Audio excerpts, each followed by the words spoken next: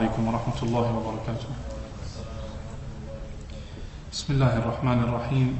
الحمد لله رب العالمين. صلى الله وسلم وبارك على نبينا محمد وعلى آله وأصحابه ومن اهتدى بهديه إلى يوم الدين. أما بعد.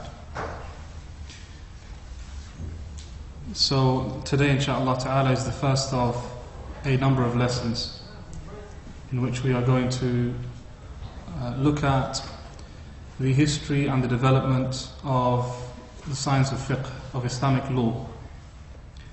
From the time of the Prophet sallallahu alaihi wasallam, what law looked like, what fiqh looked like, down to our time. And as you can imagine, a lot of changes have occurred since the time of the Prophet sallallahu alaihi wasallam to our time today. We'll have a look at where things changed, where things were different, and why things were different also. So that's the objective inshallah over the next 4 weeks. Really, this type of subject requires more than just 4 weeks.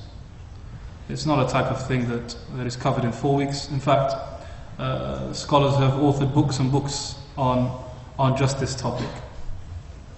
Some scholars in fact have written volumes just on this topic. Fikr al-Samir fi Tarikh al-Fiqh al-Islami is an example of a book written in 4 volumes, just on looking at the history of fiqh and its development, as well as some important discussions on the issue. Now, why is this subject important for us to study? Why is it important for us to look at the history of Islamic law, its development, how things were, how things became? Why is that an important thing to look at and study?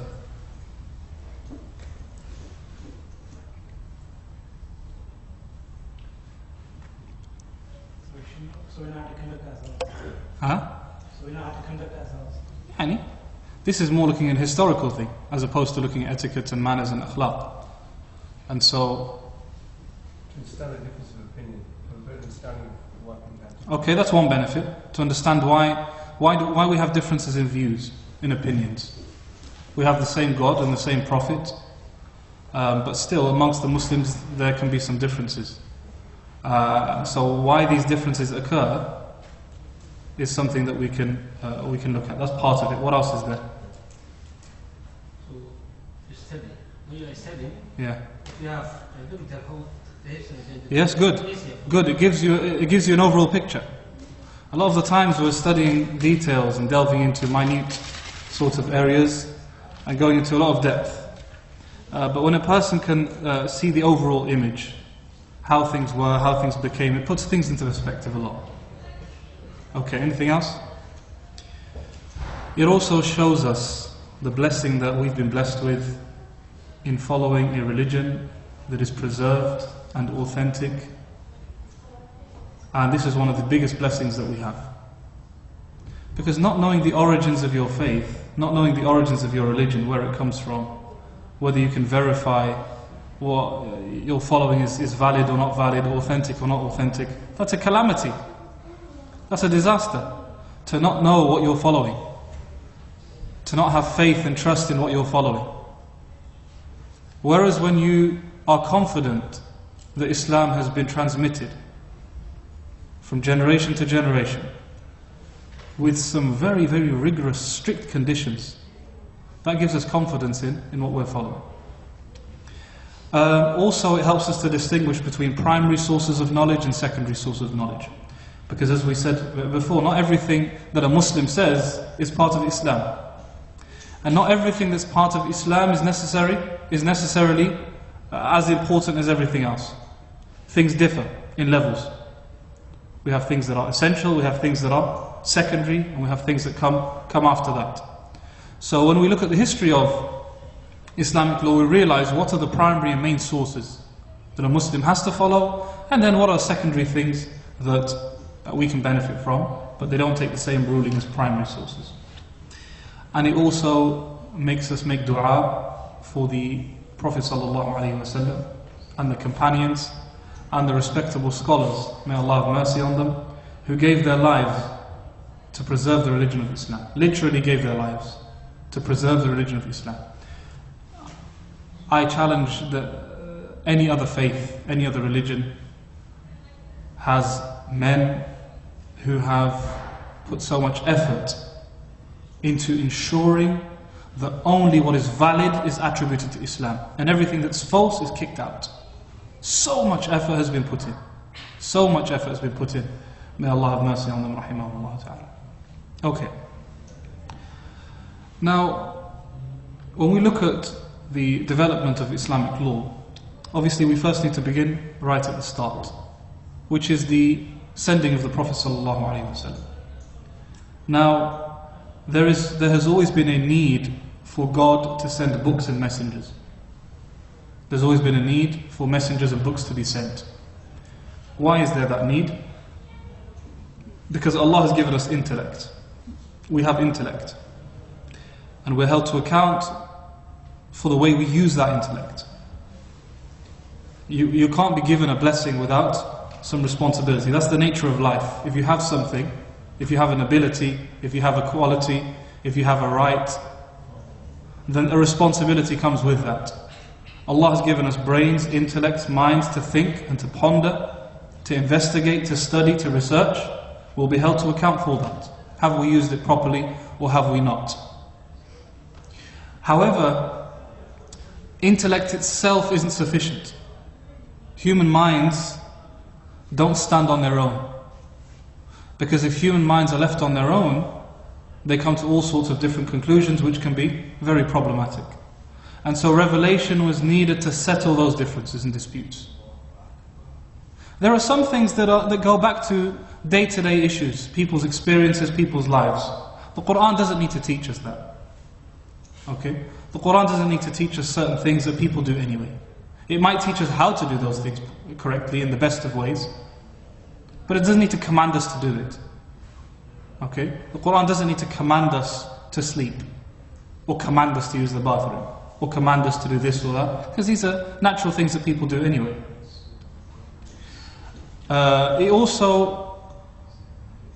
Human intellect also helps us to arrive at certain conclusions, except that we may differ on the reality of those conclusions and the details. So if you were to ask any person, Muslim or non-Muslim, is justice a good thing? They'll agree it's a good thing. But does everyone agree on how to apply justice? No. We all agree that for there to be some stability in life, there needs to be some type of law, some type of authority, some type of rules. But then there's a lot of difference on how to do that. So that's one thing that revelation has come to settle. The other thing is matters of the unseen. Matters of the unseen are left to revelation because they're things we can't guess.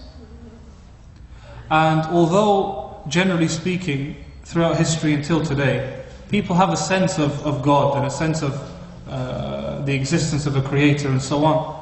But how to worship that creator, who that creator is, what is commanded of us, what is expected of us, that's something that requires revelation for us to know. And this is why throughout history Allah has sent books and messengers for that guidance to be there. Because it would be a form of injustice for human beings to be created with their deficiencies and then be left to themselves and expected to arrive at the right conclusions and otherwise to be held to account for that. No. Allah only holds a person to account if they were given the means to achieve what they were required to achieve. So if a person has no intellect, they won't be held to account on the Day of Judgment for their intellect, because they weren't given that ability. Yeah? And the same applies to those who have never heard of the Messenger. Someone who's never heard of the Messenger, or someone who's never heard of the Quran, someone who's never heard of Islam. Accountability is lifted upon them, because they can't be held to account for something that they had no knowledge of. So if someone comes on the Day of Judgment having never heard of Allah, having never heard of the Prophet ﷺ, they're not held to account for that. Okay, because accountability only comes with knowledge and ability. Knowledge and ability.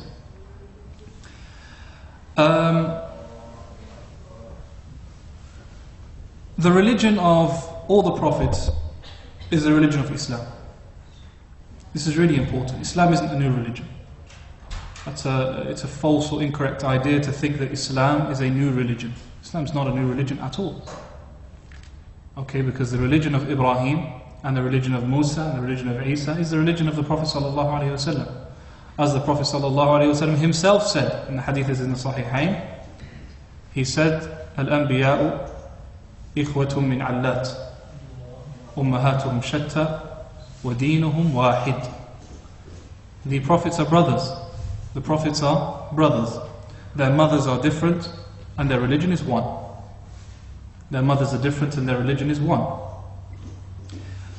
And so the religion of Ibrahim is the religion of Muhammad. And that's why the Prophet ﷺ was commanded to follow the path of Ibrahim. فَاتَّبِعْ مِلَّةَ إِبْرَاهِيمَ حَنِيفًا. So follow the religion of Ibrahim. The Prophet ﷺ was commanded to follow the path of Ibrahim, the way of Ibrahim. And the core teachings of Islam are the same in the previous religions as they are in the religion that we know now with the final Prophet Muhammad sallallahu alaihi wasallam. Did all the prophets believe in the 6 pillars of Iman? Yes? Of course they did. All the prophets believed in the 6 pillars of Iman. So that's not a new thing. Did the previous prophets have the 5 pillars of Islam? Shahada, Salah, Zakat, Sawm, Hajj. Did they have the 5 pillars? Some of them had. So these 5 pillars, are they new? Are they new things? Are they specific to the religion of the final religion of the Prophet ﷺ, the final religion of Islam? They existed before. Yes, they did. All 5 pillars existed before. And that's why when it comes to Salah, Ibrahim made dua, and he's from the early prophets. He made dua to Allah to keep him firm upon Salah and his children. رَبِّ اجْعَلْنِي مُقِيمَ الصَّلَاةِ وَمِنْ ذُرِّيَّتِي رَبَّنَا وَتَقَبَّلْ دُعَاء. Oh my Lord, make me from those who establish prayer, and my children. Make them also from those who establish prayer. And when it comes to giving zakat, Allah says about Ismail and Isa, and Allah says about Dawood and various prophets. وَكَانَ يَأْمُرُ أَهْلَهُ بِالصَّلَاةِ وَالزَّكَاةِ وَكَانَ عِنْدَ رَبِّهِ مَرْضِيًّا. وَاذْكُرْ فِي الْكِتَابِ إِدْرِيسَ. When Allah is speaking about Idris, إِنَّهُ كَانَ صَادِقَ الْوَعْدِ وَكَانَ رَسُولًا نَبِيًّا.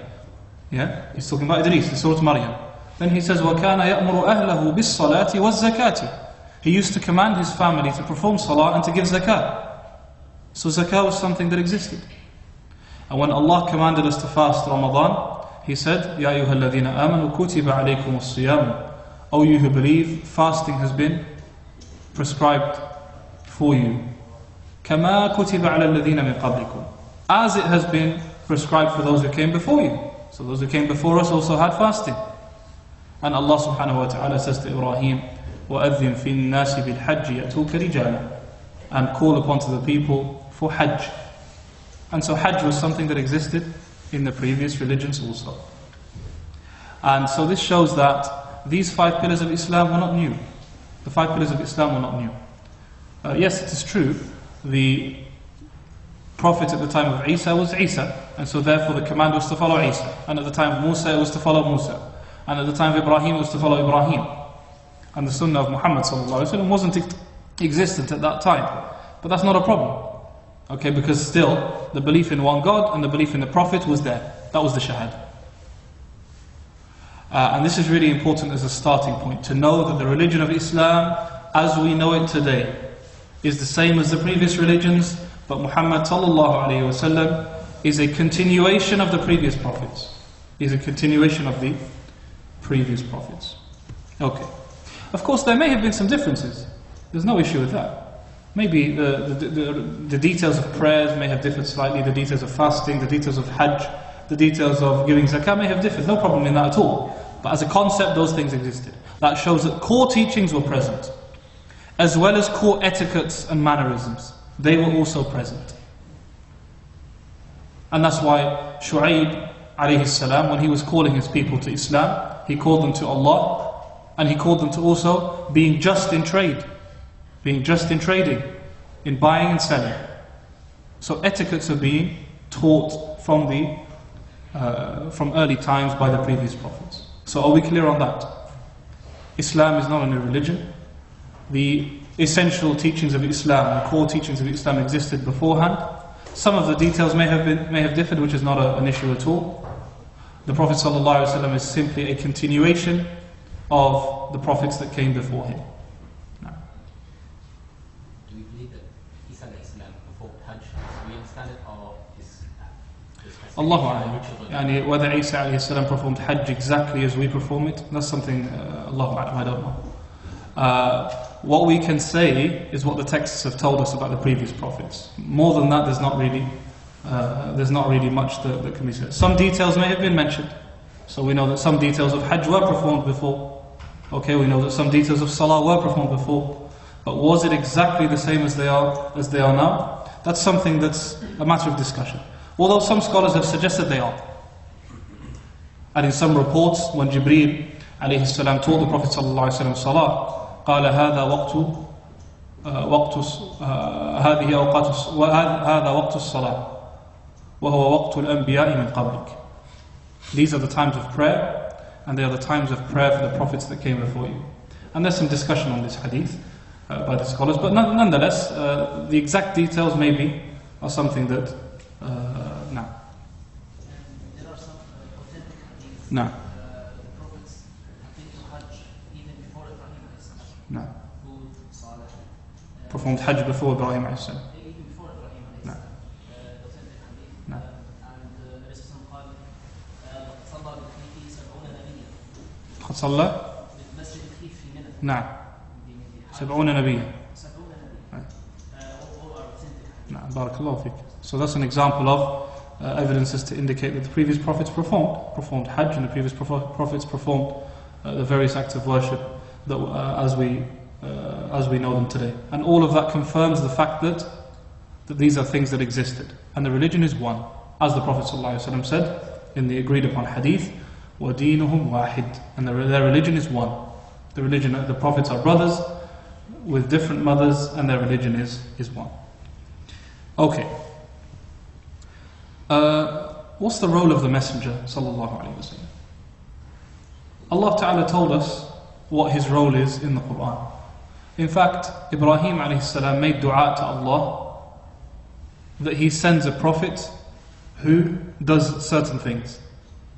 قال ربنا وابعث فيهم رسولا منهم يتلو عليهم آياته ويعلمهم الكتاب والحكمة ويزكيهم إنك أنت العزيز الحكيم. O our Lord, send amongst them. Who's making this dua? Ibrahim. He's talking about the Muslims of the Arabs. He's saying, رَبَّنَا وَبْعَثْ فِيهِمْ. O Allah, send amongst them a messenger. رَسُولًا مِّنْهُمْ يَتْلُو عَلَيْهِمْ آيَاتِكَ. Who recites your verses to them. وَيُعَلِّمُهُمُ الْكِتَابَ وَالْحِكْمَةِ. And who teaches them the book and the hikmah, which is the Sunnah, the explanation of the book, the clarification of the book, how to implement the book, the Quran. وَيُزَكِّيهِمْ. And to purify them in every way. إِنَّكَ أَنْتَ الْعَزِيزُ الْحَكِيمُ. Then Allah gave the Muslims glad tidings and told them, لَقَدْ مَنَّ اللَّهُ عَلَى الْمُؤْمِنِينَ إِذْ بَعَثَ فِيهِمْ رَسُولًا مِنْ أَنفُسِهِمْ يَتْلُو عَلَيْهِمْ آيَاتِهِ وَيُزَكِّيهِمْ وَيُعَلِّمُهُمُ الْكِتَابَ وَالْحِكْمَةَ وَإِنْ كَانُوا مِنْ قَبْلُ لَفِي ضَلَالٍ مُبِينٍ. He gave them exactly the things that Ibrahim requested in the dua, and said, Allah has blessed the believers. إِذْ بَعَثَ فِيهِمْ رَسُولًا. As he sent amongst them a prophet from amongst them. يَتْلُو عَلَيْهِمْ آيَاتِهِ. Who recites to them his words, his verses. وَيُزَكِّيهِمْ. And he purifies them. وَيُعَلِّمُهُمُ الْكِتَابَ وَالْحِكْمَةِ. And he teaches them the Quran and the Sunnah, the book and hikmah, wisdom. وَإِنْ كَانُوا مِنْ قَبْلُ لَفِي ضَلَالٍ مُبِينٍ. And before that, they had been in clear misguidance. And so, these are key objectives of the sending of the messenger. To recite to people the verses of the Quran, but also to teach them the book. And that shows us that the Quran itself, the recitation of the Quran itself, doesn't mean teaching the Quran. They're two different things. Because he said, يَتْلُو عَلَيْهِمْ. He recites to them. وَيُعَلِّمُهُمُ الْكِتَابِ, and He teaches them the book. So reciting the book to them is more than just, is not the same as teaching them the book. And this is going to lead on to our discussion later on about the preservation of the Sunnah. Allah hasn't just preserved the Quran in its letters. Allah has preserved the Sunnah. Because this is from the jobs of the Prophet. From the roles of the Prophet is to teach people the Quran. And how can the Quran be taught if only the letters are being taught and not the knowledge is being taught, the knowledge of the Quran. So just as the Quran is preserved, the Sunnah of the Prophet ﷺ, which is a tafsir of the Quran, is preserved. The Sunnah is preserved. We'll come to see how, inshaAllah ta'ala, that's preserved. That's really important to keep in mind. That Allah hasn't just blessed us with the preservation of the letters of the Quran, even though that's one thing, and that's the first step,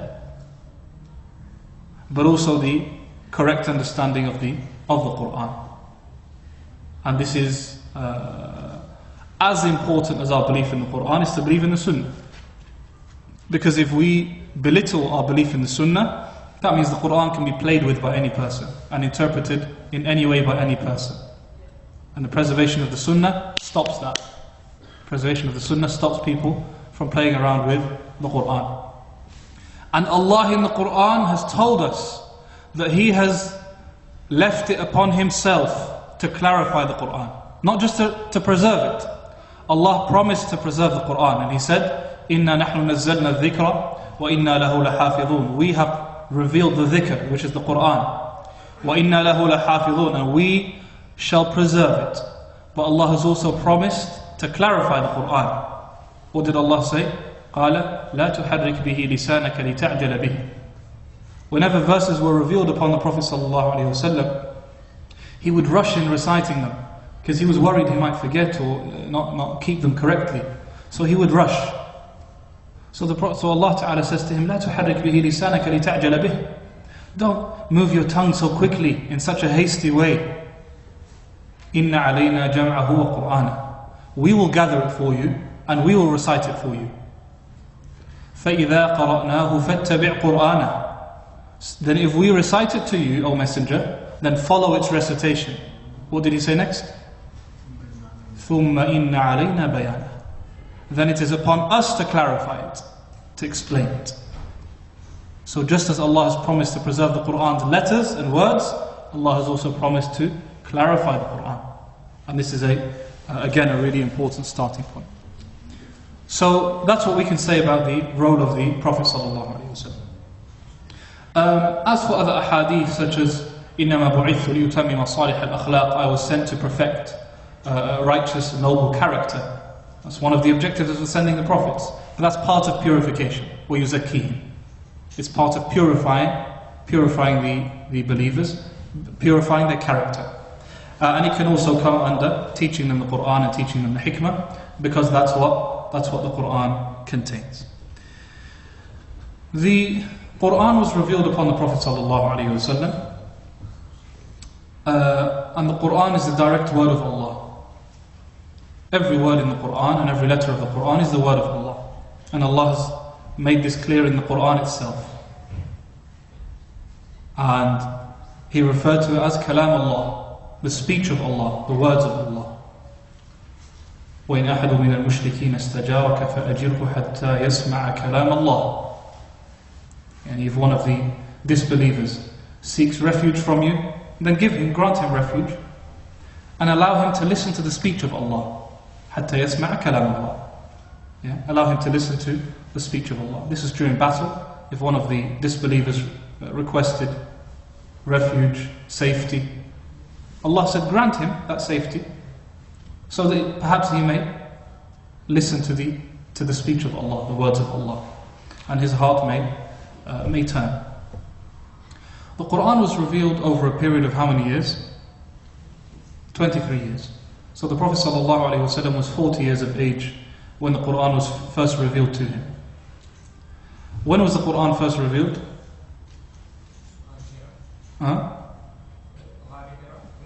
In the cave of Hira, okay. In Ramadan, fine. In the cave of Hira, Ghar Hira. What about the first? So what were the first verses revealed from the Quran? اقرأ. طيب اقرأ باسم ربك الذي. What about the first hadith? First Quran is the first verse is well known. The first verse we all know is اقرأ باسم ربك الذي خلق خلق الإنسان. The first few verses. What about the first hadith ever revealed? لا. Huh? Hadith Khadija, good. When the Prophet ﷺ went back to Khadija radiallahu anha, had to explain to her what happened in the cave. Explain to her. زملوني, and he told her what happened. And the first hadith that was transmitted is from Khadija also, because she passed on the statement of the Prophet ﷺ to Waraqa ibn Nawfal, who she consulted about the issue.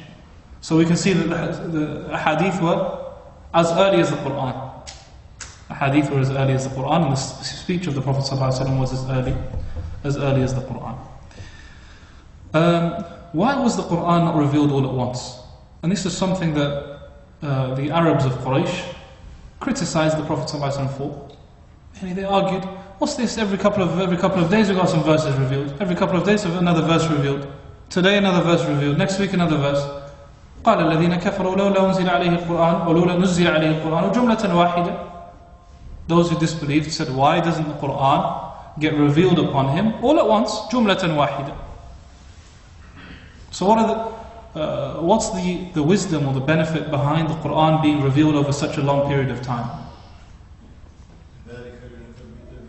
Good. كذلك لنثبت به فؤادك ورتلناه ترتيلا. That's one wisdom, so that we may keep your heart firm. Yeah, something that is taught from beginning till over a period of time sticks much better than it does all thrown at once. And in fact, look at the reaction of the Prophet ﷺ from the beginning. He was even doubting himself to begin with. He wasn't sure what hit him. Then after the first verses were revealed, there was a break in revelation. Revelation didn't come for a period of time, and then the Prophet ﷺ had verses revealed to him once again. And so that first sort of hit was needed. And then after that, ثم تتابع الوحي بعد ذلك. Then wahy, revelation would come down one after the other after that. So that's one reason. What else is there? Now you're going to say something. Well, you've lost concentration now. Go on. To make it easier to read. Good. To make it easier to recite and to remember. To make it easier to recite and easier to remember. If you're told here, 600 pages, read, learn everything that's in it, memorize it. That's a burden. What else is there? Another benefit. Deal with the situations as Good, to deal with situations as they're coming. And that gives the verses context. It's much easier for us to understand verses if we know why they were revealed, in which context they were revealed. Good. Anything else? Instruction of the Salah affairs. But why were they not revealed all at once? Why he hasn't revealed it once? All at once. Well, slowly, every part of the path. So easier to practice. Okay. So, Jameel. More appropriate for it to be revealed. Stories for the Prophet ﷺ to keep him firm and Sahih. Okay, again, to keep the Prophet ﷺ firm with the various incidents of the previous prophets and so on. Easier to practice also, we said. Easier to practice. If everything was revealed all at once, that means we're practicing a whole chunk of things all at once. Whereas if we start with the first thing, then the next, then the next, then the next, it's easier to keep to. There is a narration that says Aisha radiallahu anha said that the first thing to be read from the Quran wasn't al-Baqarah or Sahih. ولكن المفصل. لكن هذا المفصل وليس فيه ذكر الحلال والحرام وإنما فيه ذكر الجنة والنار وتوحيد الله سبحانه وتعالى بأصول الإيمان. Sahih. So that afterwards when the ahkam comes, It's easier to follow. Sahih. Barakallahu feek. As Aisha radiallahu anha says, in fact she explicitly says radiallahu anha, had alcohol and zina and so on been prohibited from the beginning, then people would have turned away. And this is why it was necessary for the Prophet ﷺ, and this was the emphasis in Mecca. How many years was the Prophet ﷺ in Mecca? 13 years. How many years in Medina? 10. Of course, we're talking about 13 years as a prophet after revelation of the Quran. The focus in Mecca mainly was the focus before the hijrah to Medina was mainly on Iman. Belief in Allah, Jannah, the afterlife, the next life, some basic akhlaq and things like that. The halal and haram came later on. So the hijab initially was not wajib. The prohibition of alcohol was not wajib. Even salah wasn't wajib to begin with. Came later on. Fasting Ramadan came later on. Fasting Ramadan was even after the hijrah. And so on. And so, this is a teaching method in da'wah. This is a teaching method in da'wah. Imagine people who are living with the Prophet ﷺ needed things to be given to them bit by bit. One thing after the other. They were with the Prophet ﷺ. They had the best role model next to them.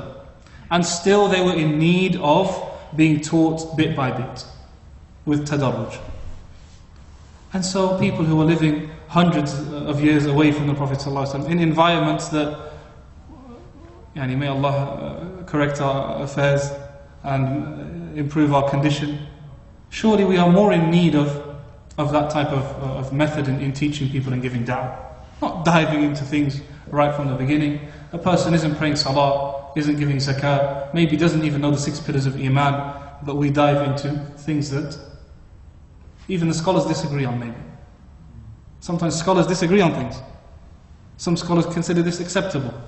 And this person is going around and making life difficult for an individual.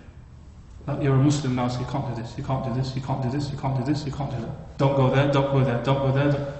He's become a Muslim doesn't mean he's your pet. You direct and do this and do that. No. Islam is revealed in a certain way. Teach it as it was revealed in that type of method. Of course, that doesn't mean that we make what's haram halal. That doesn't mean that.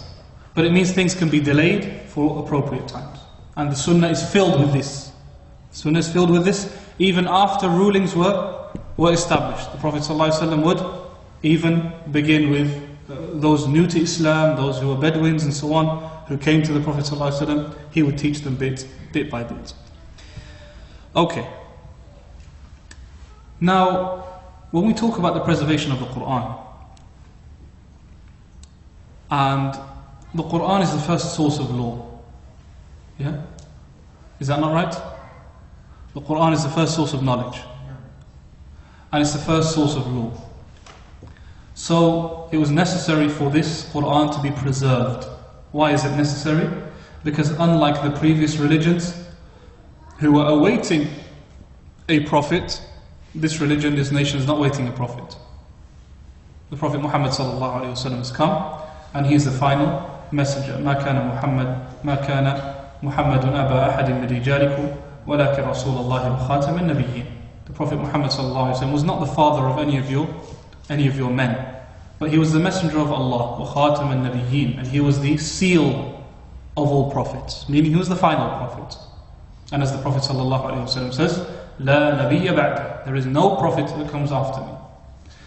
And so it was necessary for the Quran to be preserved. We didn't have so much of a problem with the Bible being altered and added to and subtracted from, because we have the Quran that's going to correct that, that's coming afterwards. Same with all the previous prophets' teachings and their books, but we don't have that today. And so therefore it is a duty upon the Muslims to preserve the Quran and to preserve the teachings of the Prophet ﷺ. It's a duty, fard kifaya. It's an obligation, not recommended. It's an obligation to preserve the Quran and to preserve the Sunnah. Even though Allah has promised to preserve them. But He's preserving them through us. Through us. And so this is why the Sahaba radiallahu anhum went through so much effort to preserve the Quran. And this is a discussion in and of itself, the Quran being preserved by the companions later on. When the Quran was being revealed at the time of the Prophet ﷺ, what was happening?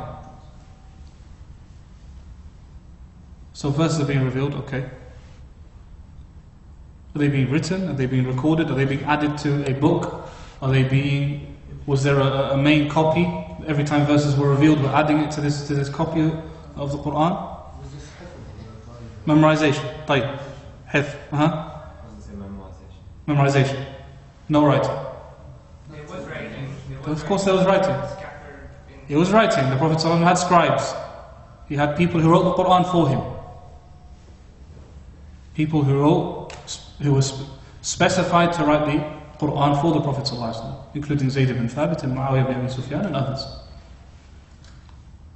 So the Quran was being written down and it was being recorded, except that it wasn't recorded in the copies that we have today.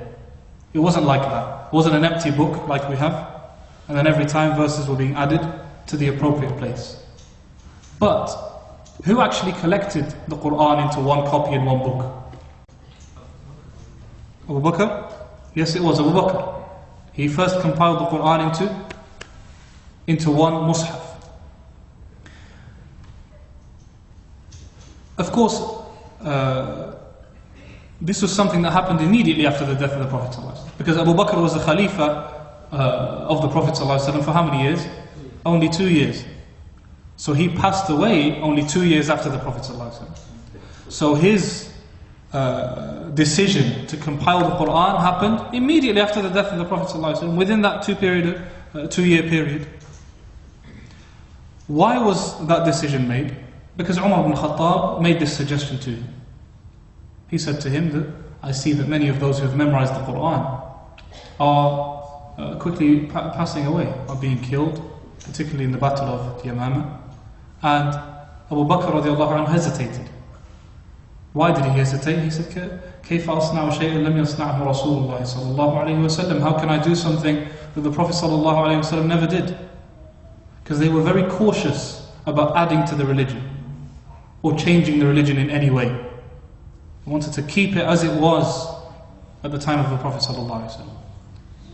But then they realized this is part of the objective of the Quran and the objective of the Prophet صلى الله عليه وسلم. So Abu Bakr agreed. Then they went to Zayd ibn Thabit and they agreed to appoint him as the man who compiles the Quran into one copy. And Zayd ibn Thabit was a young man. But they chose him because he was young, energetic, he was truthful and trustworthy, as they said to him. He wrote the Quran for the Prophet ﷺ. He had memorized the Quran. And so they made this request from him. They requested him to go around and compile the Quran. So the Quran was there. Companions had the Quran written with them. But the idea of putting it into one copy wasn't there. Only a year or so after the death of the Prophet ﷺ did that decision come into play.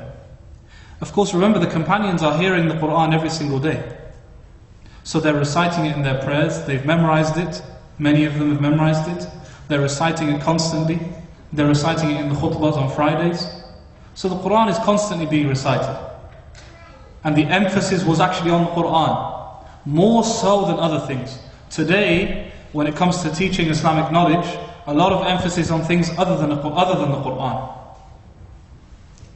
You'll find a lot of classes talking about fiqh, talking about halal and haram, talking about what's good, what's not good, you should do this, you should do that. But the issue at the time of the companions, there was a huge emphasis on reciting the Quran. Especially because the Prophet ﷺ actually told the companions not to write anything other than the Quran to begin with. And in Sahih Muslim, the Prophet ﷺ said in the hadith of Abu Sa'id, he said, لا تكتبوا عني غير القرآن. Do not write anything from me except the Quran. وَمَنْ كَتَبَ عَنِّي غَيْرَ الْقُرْآنِ فَلْيَمْحُهُ. And anyone who has written anything other than the Quran, then let him get rid of it. He did eventually allow for his hadith to be written down at the time of the companions, which we'll have a look at in a second. But the point is, he didn't want people to occupy themselves with anything except the words of Allah, because they've just been revealed.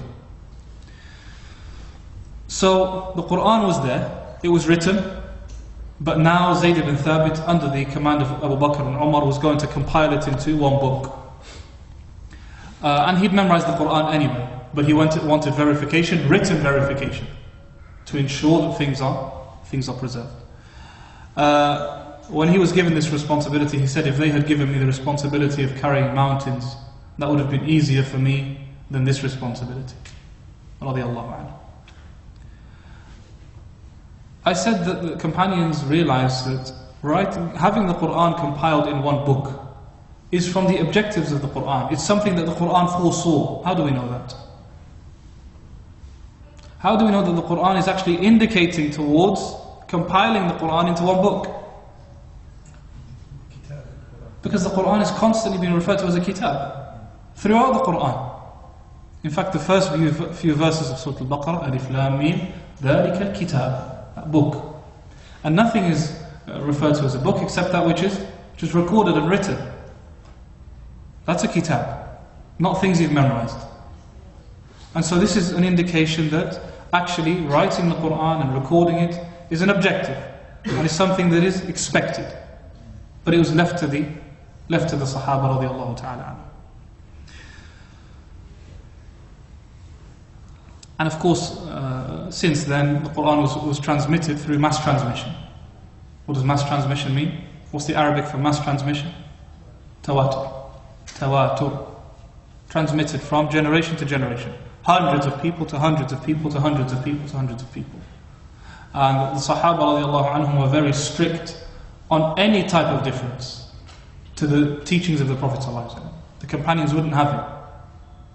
The companions wouldn't have it. And that's why when some of the companions were in a khutbah for some of the leaders, and he saw that the khatib, the one delivering the khutbah, raised his hands to make dua.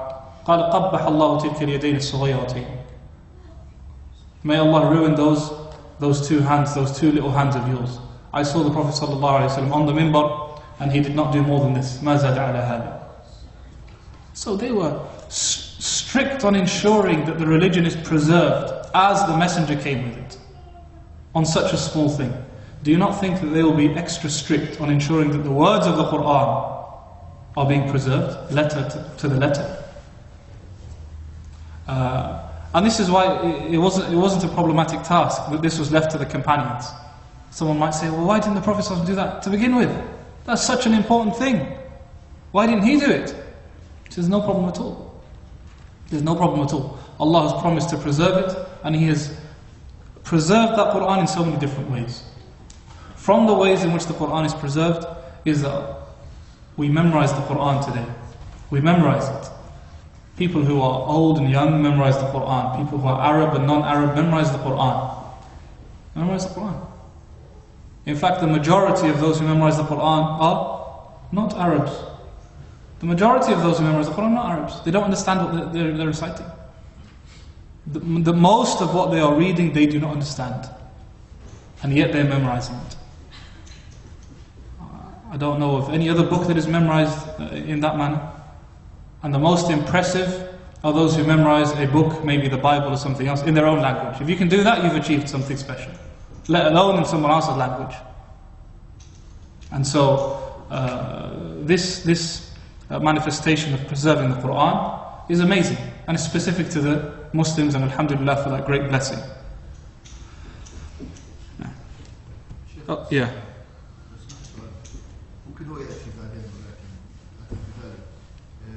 There's a qira'at of the Quran, how were they preserved at the same time, or were they preserved later on? The 10 qira'at, 10 various recitations of the Quran are all revealed upon the Prophet ﷺ.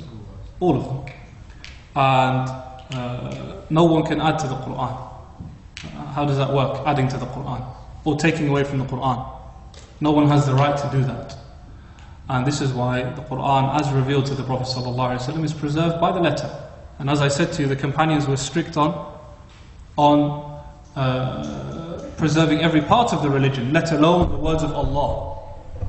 And the Prophet ﷺ was given some scope. Was given some scope in having the Quran recited in slightly different ways.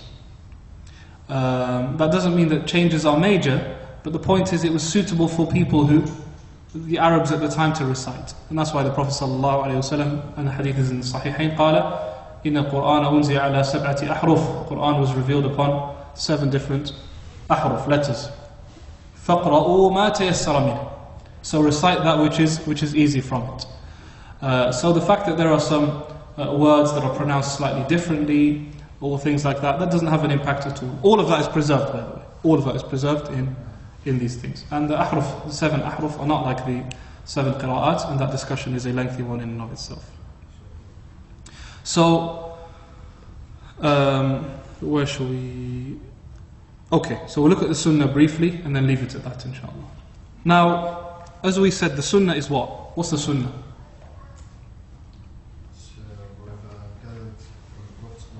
So the Sunnah are those teachings of the Prophet ﷺ. They could be words, they could be actions, and they could be descriptions. If we use the term Sunnah quite loosely, it can refer to even his description. How his hair was, how his beard was, how he slept, how he ate, what he ate, and things like that. It doesn't mean they are a Sunnah in that we are told to follow exactly what the Prophet ﷺ ate, for example. Okay, the Prophet ﷺ came with Islam. He didn't come to tell us what to eat. He didn't come to tell us what to drink. Okay, or how to dress and things like that. No. Yes, we have guidelines on what to eat. We have guidelines on appropriate dress code, but we're not told you have to dress like this. And that's why there's not really, or it's not really appropriate to say, this is Islamic dress code and this is not Islamic dress code. Okay? A thobe is Islamic dress code and jeans are not Islamic dress code. That's not correct. All Islamic means is that it's consistent with Islamic teachings. So if clothing is consistent with what Islam has taught, then it is Islamic. Yeah? Same is to be said about halal. Okay, not everything should be made halal or Islamic or so on. Okay, halal gym, halal this. These are all things that are mubah in the first place. Why do you need to make them halal? If I said to you, this water is halal, you don't need to add halal. Water is halal in the first place. Okay, the same with other things. Okay, even other things that people have exaggerated on. Sunnah medication and Sunnah. Medication is a customary thing. Medicine is a customary thing. It goes back to people's experiences. It goes back to people's knowledge of medicine, of science. Okay, Islam didn't come for these details. Islam taught us, okay, فَتَدَاوَوا عِبَادَ اللَّهِ, seek medication. That's a general command from the Prophet ﷺ, to seek medication. As for detailing and saying this is a Sunnah medicine or that's a Sunnah medicine, that's not really appropriate. It's not really appropriate. No. So the Sunnah is everything that comes from the Prophet ﷺ.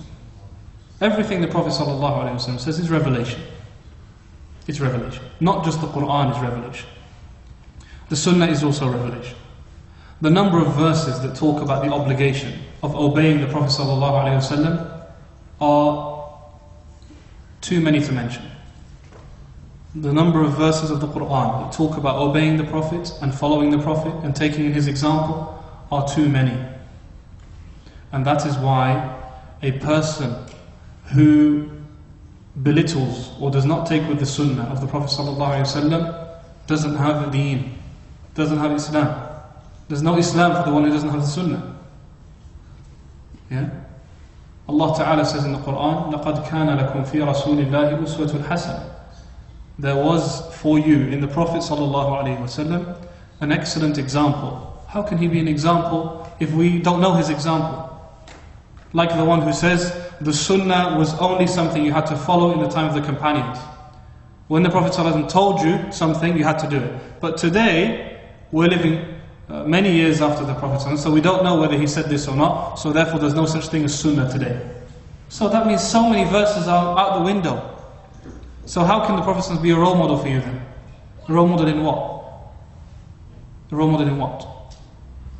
And when Allah Ta'ala says, مَن يُطِعِ الرَّسُولَ فَقَدْ أَطَاعَ اللَّهِ, whoever obeys the messenger has obeyed Allah. And Allah Ta'ala says, فَلْيَحْذَرِ الَّذِينَ يُخَالِفُونَ عَنْ أَمْرِهِ أَن تُصِيبَهُمْ فِتْنَةٌ أَوْ يُصِيبَهُمْ عَذَابٌ أَلِيمٌ. And let them be warned, or let those who oppose the command of the Prophet ﷺ be warned that a fitna, serious trial will afflict them, or a severe punishment will befall them. So disobeying the Prophet ﷺ is disobeying Allah. This is really, really important. And that's why anyone who belittles the statements of the Prophet ﷺ, or makes a mockery of them, or considers them to not be part of Islam, they are very, very unfortunate. They're very unfortunate. They're in a very sad situation. They have half of the religion, if not all of the religion, missing. Because the Sunnah is a tafsir of the Quran. The Sunnah is an explanation of the Quran. Now, we briefly touched upon the fact that the Sunnah, the Prophet ﷺ's Sunnah, was actually written at the time of the Prophet ﷺ. Okay? The word hadith. Does the word hadith come up in the Sunnah or the Quran? Huh? That's criticizing. That's in a critical context. وَمِنَ النَّاسِ مَا يَشْتَرِي لَهْوَ الْحَدِيثِ. Has the word hadith with the meaning of the hadith of the Prophet ﷺ come in the Quran or the Sunnah itself? بلغوا عني. But where's the hadith? Where's the word hadith?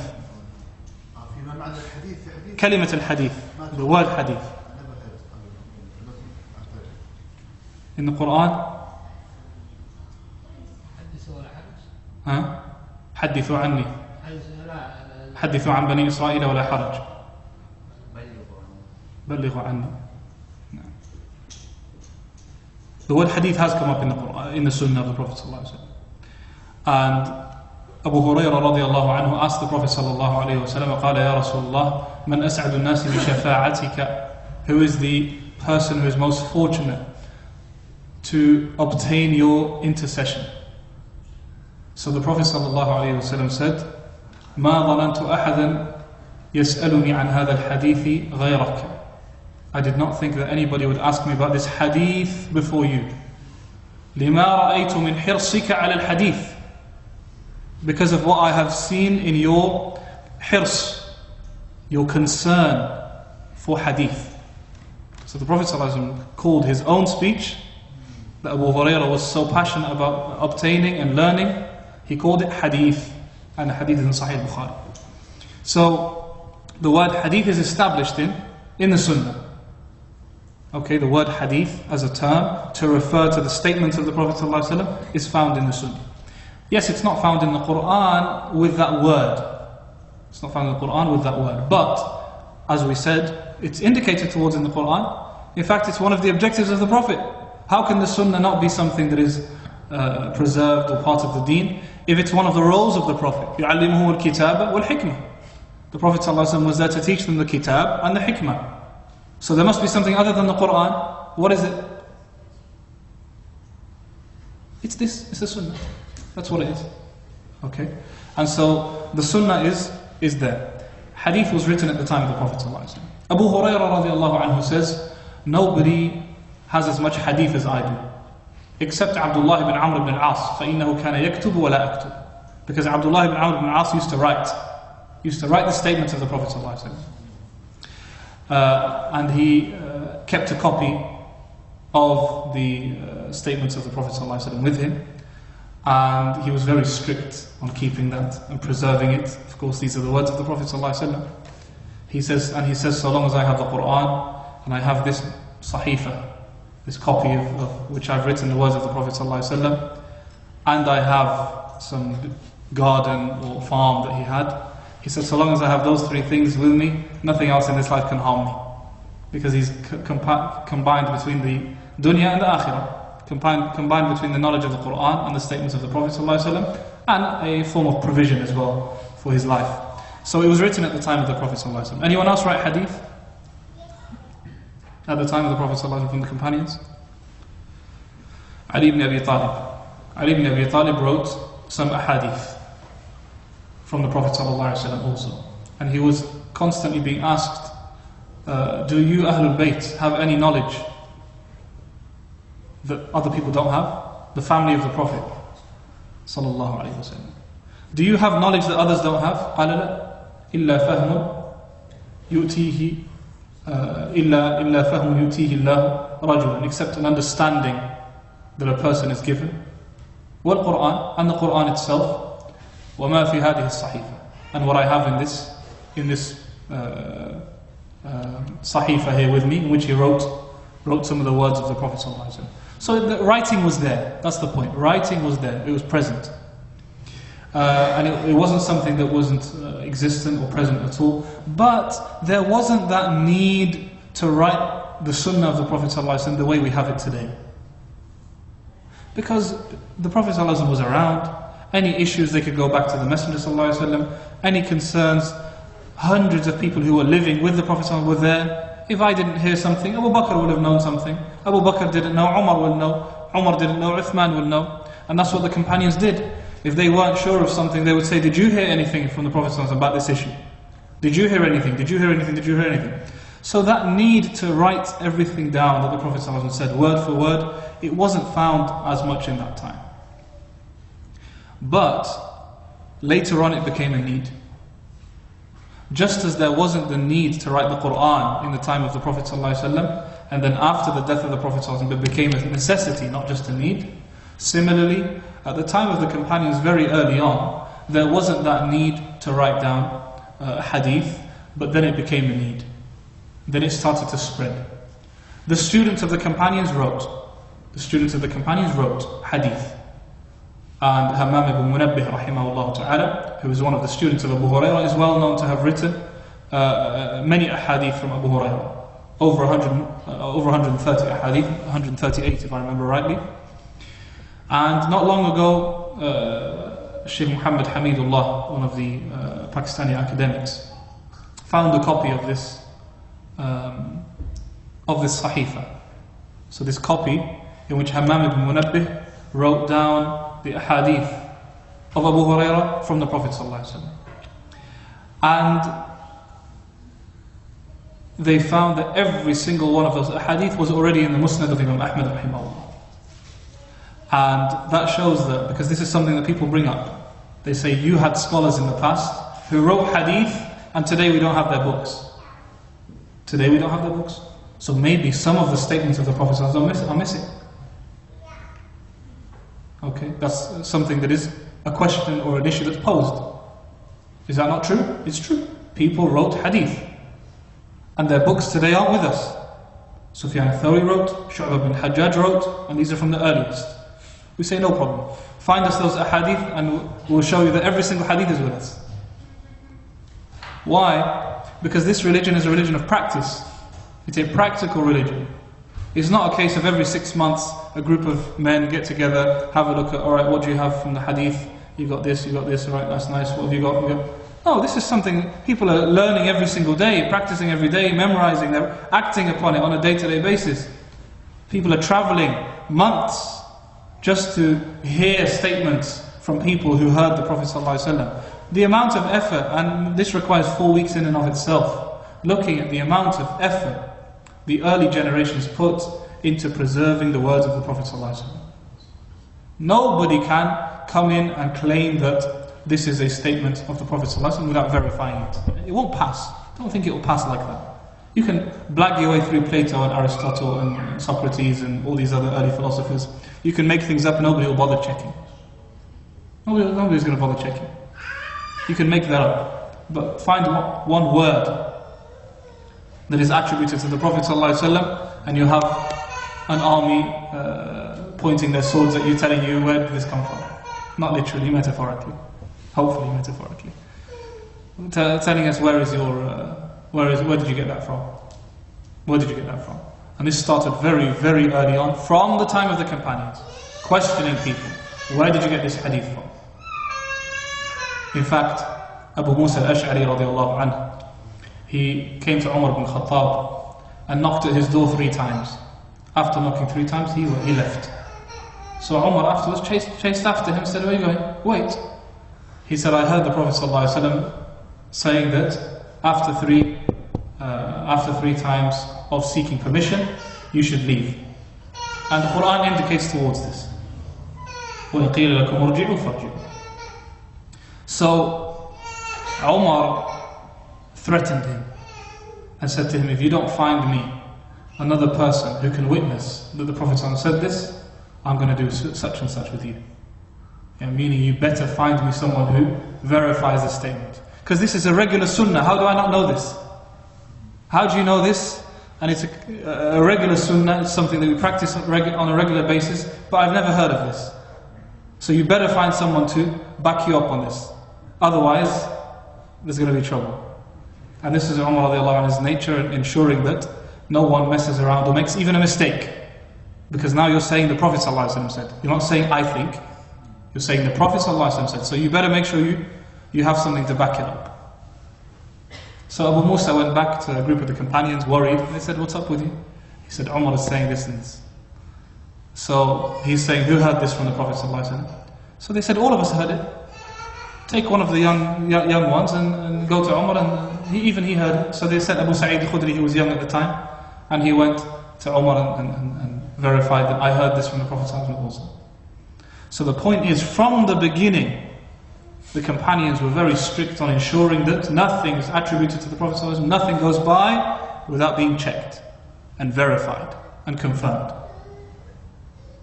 And there have been so much fabrications in this nation, not just the Muslim nation, just generally speaking. There's so much fabrication. Making things up, adding things, attributing to people things that they never said, but no one verifies. Nobody verifies. But there's one thing we do verify, and that's things attributed in his religion. You won't find statements going by easily. You will not find statements going by easily, really. And it's not something to expand on now, it's something for you to go and study further. You would not find things getting by easily. You will get criticized. Nobody has not been criticized. Everyone other than the Prophet ﷺ has been criticized, has been rebuked, has been disagreed with. I'm talking about leading companions. Leading companions. Ibn Mas'ud, Ibn Umar. People disagreed with them. Said, no, you heard wrong. The Prophet didn't say this. This didn't happen. From the beginning, this preserving of the religion was there, it was present. Yeah, and it's something that we have to continue. We have to continue now, ensuring that if someone attributes to the Prophet ﷺ, we need to make sure that we verify. Of course, a person can't be an expert on verifying these things immediately, but with time, a person will be more capable of distinguishing between what's authentic and not authentic. So, the preservation of the Sunnah started very early on, then it started to become documented. And these books were then studied. Malik ibn Anas, when was Malik born? How many years after the Hijrah? 93 years after the Hijrah. So how many years after the death of the Prophet ﷺ? Malik ibn Anas. No. 80. About 80 years, just over 80 years. So is that close? It's close, relatively close. Sometimes between Malik and the Prophet ﷺ are only two people. Nafi', for instance, and Ibn Umar. Only two people between him and the Prophet ﷺ. So he's from the very early scholars. And there are many others who are very early scholars. And their books are with us. Their narrations of hadith are with us. And they were transmitted and studied generation to generation. Malik, I use Malik because he was one of the leaders of hadith. Even though he wasn't the earliest to write hadith. But he's from the leaders of hadith. Hundreds of students reported his Muwatta, his book of hadith, which is al-Muwatta. Hundreds of students. So the one who comes today and says, how can we trust these books? Do you realize who's studying these books? Do you realize how much effort was put into writing these books and studying? That was his whole life. Malik had nothing to do in his life other than teach hadith. And when someone comes along, how can we trust that Sahih al-Bukhari is authentic? What do you think this is? Do you think a hadith can just pass by without being critiqued and questioned? Scholars of hadith critiqued every letter in Sahih al-Bukhari. Every letter. You will not find a letter in Sahih al-Bukhari that hasn't been critiqued and questioned and verified. And the scholars found that everything in Sahih al-Bukhari is done exceptionally well. Radiallahu ta'ala. The same with other books of hadith. Things don't pass by. Things don't pass by. And this is really important to know. That just as we've been so strict in preserving the Quran, there's been a huge emphasis on preserving the words of the Prophet sallallahu alaihi wasallam. Shaykh, is it an act of kufr to deny the hadith? To deny hadith altogether? Just to deny it, to say, I'm not taken by it, I don't believe any of it. To reject the Sunnah is kufr. Rejecting the Sunnah is kufr. Because rejecting the Sunnah is rejecting the deen. And rejecting the Sunnah is claiming that the religion of Islam is deficient. And rejecting the Sunnah means that the Quran is of not much benefit. That's what you're claiming. Because so much of the Quran commands us to follow the Sunnah. The Quran tells us the Prophet ﷺ is a role model. The Quran tells us that obeying the Messenger is compulsory. And so a dig at the Sunnah is a dig at the religion of Islam. And this is exactly what people have been trying to do. Dig at the Sunnah. No Muslim dares to question the Quran, because there's going to be trouble straight away. But some people have subtly tried to criticize the Sunnah, because that's an easy target. Because I'm not questioning the Prophet ﷺ, I'm just saying I don't trust you. I don't know whether you're truthful in saying that this hadith is authentic or not. So it's an easy target. And that's exactly the same reason that made some people attack the companions. Why do you think Abu Hurairah is one of the most criticized companions? Huh?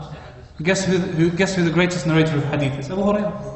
So if you've criticized Abu Hurairah, and you've had a dig at Aisha radiallahu anha, and you've had a dig at Ibn Umar and Abu Bakr, where's the Sunnah gone? At the window. At the window. And so this is kufr, without doubt.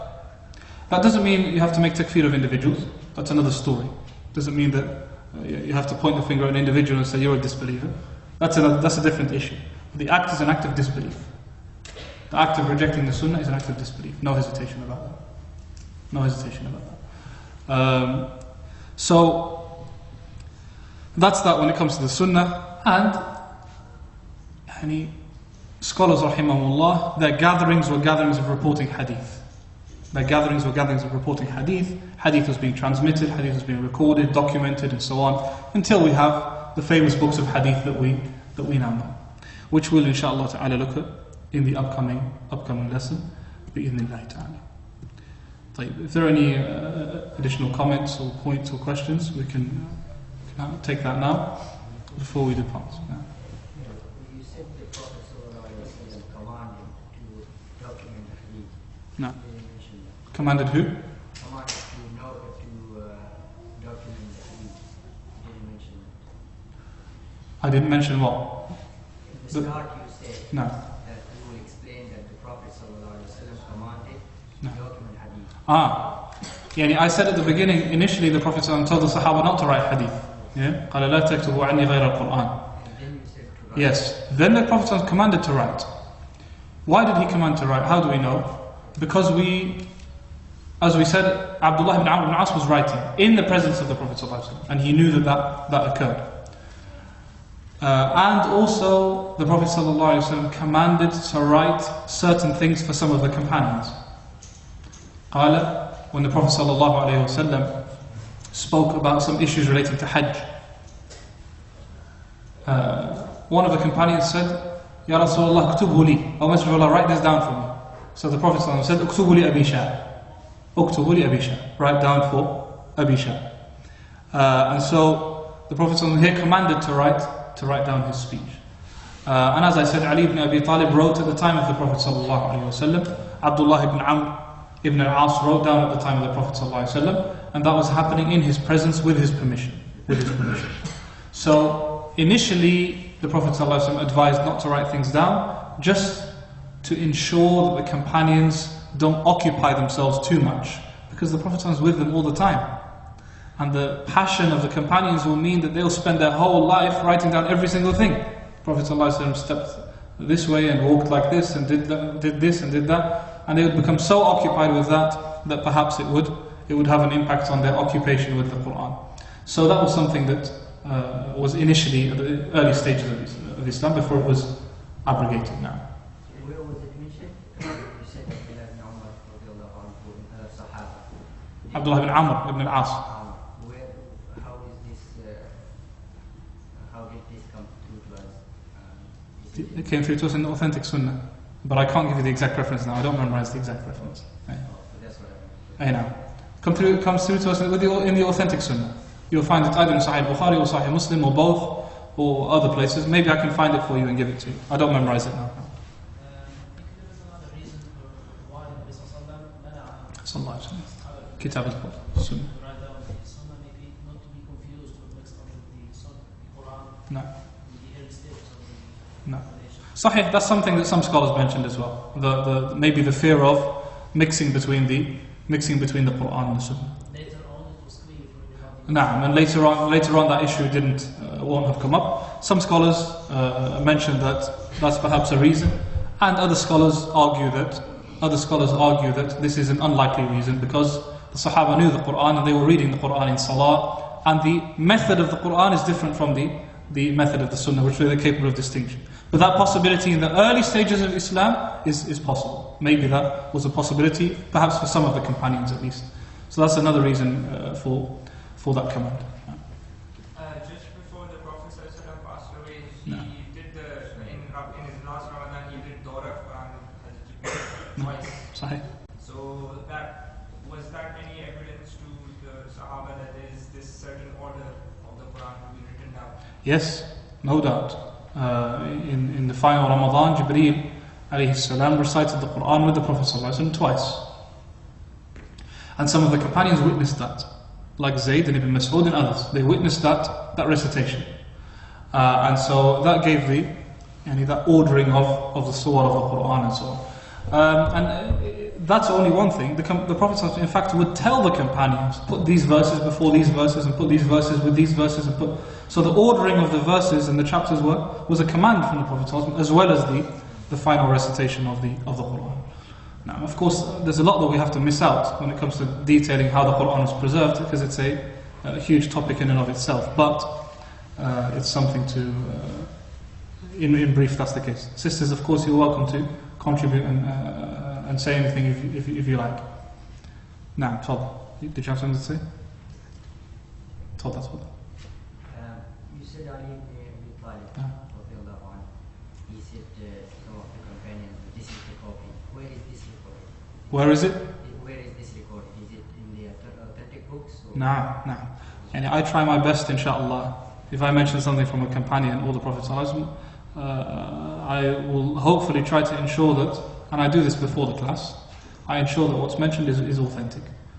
Authenticated by if I can delve into the research myself and study the narrators of hadith myself and then look at the statements of the scholars, that's even better, because that gives me extra confirmation. And if I don't have the time to do that and study the text in detail with the chains of narrations and so on, then I simply rely on the authentication of the scholars. And I do that anyway, of course. I rely on the authentication of the scholars. Sometimes I simply rely on the authentication, like the authentication of Bukhari or Muslim or Ibn Khuzaymah, who have written books which they have kept for authentic hadith, or sometimes the authentication of Tirmidhi and other Imams of hadith. If I can't find anything from the early scholars of hadith, then perhaps the authentication of the later scholars of hadith. Hadith of Ali ibn Abi Talib. Hadith of Ali ibn Abi Talib is in Sahih al-Bukhari. No. Sahih. Hadith of Ali ibn Abi Talib is in Sahih al-Bukhari, of being asked about whether the family of the Prophet ﷺ do not have any extra knowledge. But I can't, again, I don't memorize the references. I don't memorize Sahih al-Bukhari, unfortunately. Maybe in the future, inshallah. طيب, تفضل.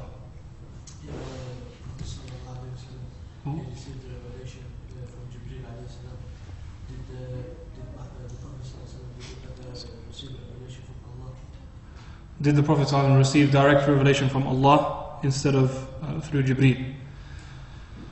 Two prophets were spoken to by Allah directly. The first is Musa, as you know, and the second is the Prophet Muhammad ﷺ. Both were spoken to directly by Allah Ta'ala. Revelation was generally revealed to the Prophet ﷺ through Jibreel. That was all revelation. The only exception to that rule is when the Prophet ﷺ was raised on the night of Al-Isra al-Mi'raj to Allah subhanahu wa ta'ala, and he was addressed directly. That's the exception to the rule, in which revelation did occur. Revelation did occur in this case to the Prophet ﷺ. And as you know, the incident of the prayers being commanded, and he went back and Musa told him go back and command for prayers to be reduced and so on. Here Allah Ta'ala is addressing him directly with revelation, because commanding him to pray Salah is revelation. Commanding to pray Salah is revelation. Did the Prophet ﷺ also say that he had ilham as one of the revelation. You know what ilham means? No. Is that not true without Jibreel? Possibly. ما أدري والله. I don't know whether that happens through directly or whether it happens through the Prophet Jibreel alayhi salam. I don't recall.